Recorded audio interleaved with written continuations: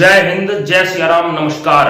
जगत गुरु कृपालु जी महाराज की असीम कृपा से और राधा रानी की कृपा से और आप लोगों के प्यार से उनकी मैंने जो 4 वीडियो बनाई हैं उनको बहुत प्यार मिला है और वो वीडियो बहुत अच्छी चल रही हैं। आज इसी सीरीज में 5वीं वीडियो, जब जगत गुरु कृपालु जी महाराज चित्रकूट के सरभंग मुनि के आश्रम के घने जंगलों में 16 वर्ष की उम्र में घूम रहे थे।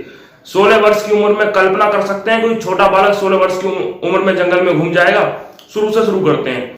16 वर्ष की उम्र में जब जगत गुरु कृपालु जी महाराज महू में अपनी पढ़ाई कंप्लीट कर रहे थे, तब वहां से आध्यात्म की खोज के लिए भागे और भागकर पहुंचते हैं चित्रकूट। सन 1938 की बात है। चित्रकूट के घने जंगलों में कृपालु जी महाराज अकेले 16 वर्ष की उम्र में घूम रहे हैं। उस समय वहां कोई ज्यादा बसावट नहीं थी, आदिवासी कबीले थे। अंधेरी रात हो, शेर हो, चीते हो, जानवर हो, उन सब के बीच घूम रहे हैं। उन्होंने क्या तपस्या की, क्या लोगों के बीच गए, इसकी ज्यादा जानकारी नहीं है, लेकिन जितनी जानकारी उन्होंने बताई है यह जानकारी है। आज के समय किसी 26 या 36 वर्ष के इंसान को भी उस जंगल में खड़ा कर दिया जाए ना शेर चीतों के बीच, तो उसकी जान निकल जाएगी। लेकिन कोई आध्यात्मिक और महान पुरुष ही है जो इतने घने जंगलों में आधी रात अकेला खड़ा है शेर चीतों के बीच में और धर्म का प्रचार कर रहा है। ऐसा अद्भुत व्यक्तित्व केवल कृपालु जी महाराज में है। जब कृपालु जी महाराज कई दिनों तक उन घने जंगलों में भटकते रहे, भटकने के बाद धीरे धीरे उन्हें एक कुटिया दिखाई देती है। वहां कुटिया में एक बाबा थे और उस बाबा की लीला अजब थी। इस लीला का कृपालु जी महाराज पर बहुत प्रभाव हुआ। वहां एक बाबा थे, बाबा की एक कुटिया थी। कुटिया में बाबा ने एक टूटा फूटा शीशा टांग रखा था और एक उनके पास टूटा फूटा कंगा था। तो पहले शीशे में देखे अपने आप को, रोए, फिर अंदर से कंगा ले आए, फिर उनके जो बाल थे ना, तेल वेल जंगल में था नहीं, लिबड़े बाल थे, उन बालों को काटने लगे।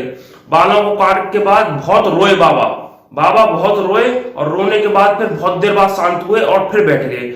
कृपालु जी दूर से पेड़ के पीछे छुप कर देख रहे थे। जब पूरी तरह शांत हो गए तब जाने की हिम्मत की और पूछा, बाबा क्यों रो रहे हो? तो बाबा ने जो बात कही उसने कृपालु जी महाराज के हृदय को झकझोर कर रख दिया। उसने कहा, बेटा मैंने कब से प्रतीक्षा कर रहा हूं कि मेरे राम आएंगे, लेकिन मुझे आज तक मेरे राम के दर्शन नहीं हुए। यानी उन्होंने ये कहा, मेरी झोंपड़ी के भाग जब जाग जाएंगे तब राम आएंगे।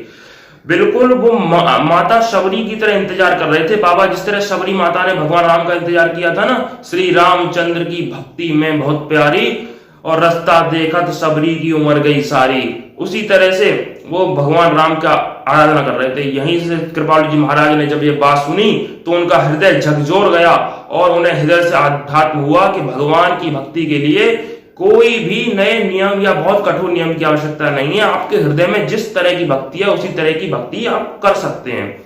कृपालु जी महाराज ने इसी समय फिर गीता में भी ये बताया गया है कि आवाहन के विसर्जन के कोई मंत्र सुनाए या ना सुनाए, प्रेम ही भक्ति है, प्रेम ही पूजा, प्रेम पूर्ण समर्पण मुझको भाई, ये भगवान श्री कृष्ण कहते हैं। इसके बाद जगत गुरु कृपालु जी महाराज सरभंग मुनि के आश्रम के पास जाते हैं।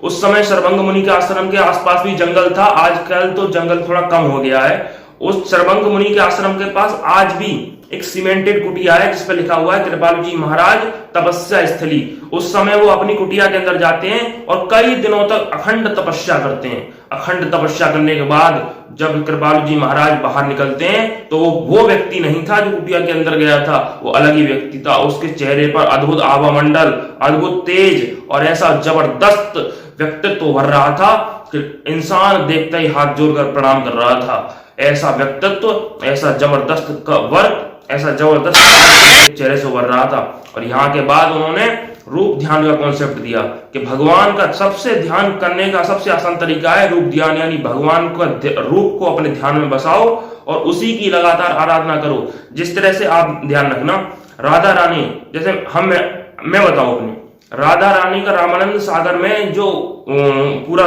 रामानंद सागर की श्री कृष्ण में जो राधा रानी है, उनका जो व्यक्तित्व है उसको अपने ध्यान में आधे घंटे इस तरह बैठ जाओ तो इतनी मन में ऊर्जा, इतनी पॉजिटिव ऊर्जा प्राप्त होती है जितनी कहीं भी प्राप्त नहीं हो सकती है। यह आप लोग एक बार करके देखना, मैंने तो करके देखा है। ठीक है, ये वीडियो यहीं तक थी और वीडियो को आप लोगों को बहुत प्यार मिलता रहेगा। अगली वीडियो में देखिएगा कि जगत गुरु कृपालु जी महाराज के संदर्भ में भगवान श्री कृष्ण ने जो रास रचाई उसका संदर्भ क्या है। रास को लोग बहुत गलत गलत चीज से बोल देते हैं, लेकिन जगत गुरु कृपालु जी महाराज ने किस तरह से रास लीला को डिफाइन किया वो अगली वीडियो में। तब तक के लिए जय हिंद, जय सिया राम।